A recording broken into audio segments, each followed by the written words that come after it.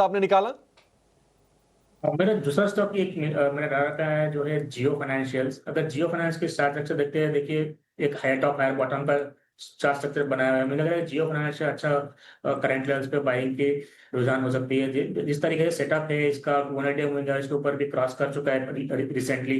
तो मुझे लग रहा है कि जियो फाइनेंशियल्स में बाई करनी चाहिए आज के साथ के लिए। और ऊपर का टारगेट मुझे लग रहा है कि 305 का, और स्टॉप लॉस बनेगा 282 का, 282 का।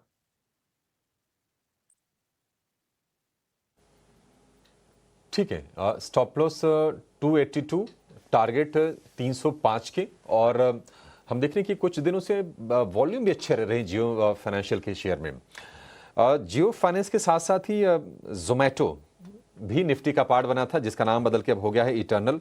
और आज देखिए काफ़ी टाइम के बाद हम देख रहे हैं कि इटर्नल का जो शेयर है वो 250 रुपये के ऊपर आया है।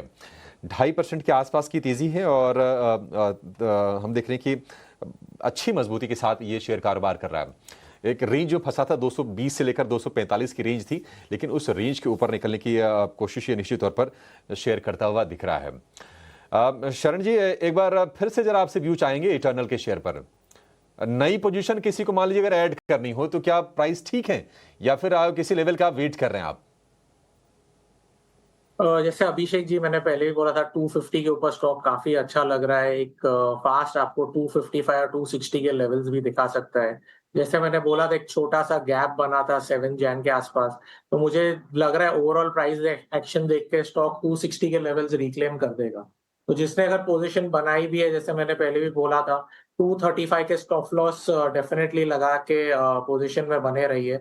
ओवरऑल प्राइस एक्शन अच्छा है, स्टॉक का स्ट्रक्चर भी अच्छा है और सारे मूविंग एवरेजेस के ऊपर ट्रेड कर रहा है। Overall positive stock. Absolutely, eternal पर राय भी थी और पॉजिटिविटी है, कल भी थी और आज भी कायम है एक्सपर्ट्स के भी रेडार पर। अब बाजार पर एक नज़र होनी चाहिए। वॉलेटाइल है मूव्स, लेकिन सेंसेक्स में हम देख रहे हैं अच्छा एक्शन।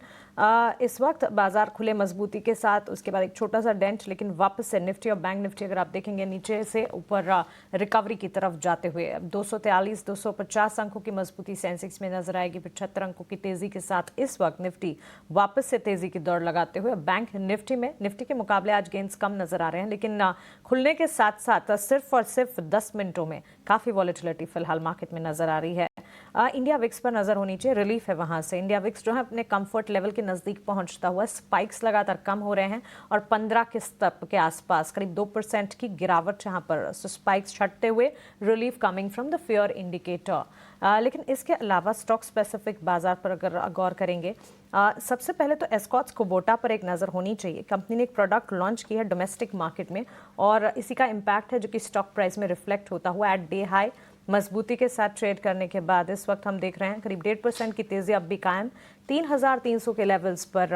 हरीश, एस्कॉर्ट्स कुबोटा पर आपकी राय दीजिए। मान लीजिए एस्कॉर्ट्स का चार्ट स्ट्रक्चर में डिस्कस करते हैं तो देखिए एग्जैक्टली सपोर्ट के पास आके कल के साथ में रुका हुआ है। और सपोर्ट जोन है 3320 का, 3300 के अराउंड। तो मुझे लग रहा है कि इसके ऊपर जब तक टिका हुआ है फिर बाउंस देखने मिल सकता है 3450 के लिए। लेकिन अभी तक एक क्लियर ट्रेंड नहीं है अभी भी इसमें स्टॉक में। तो मुझे लग रहा है हायर टॉप हायर बॉटम है तो भी, लेकिन 3000 का एक स्ट्रॉन्ग सपोर्ट जोन है, एक क्रूशियल सपोर्ट मान के चल सकते हैं। 3200 के नीचे मुझे लग रहा है कि फर्दर वीकनेस शुरू हो सकता है। तो 3200 का एक स्टॉप लगा के किसी को अगर बाइंग करनी है तो बिल्कुल बाई कर सकते हैं आज के लिए।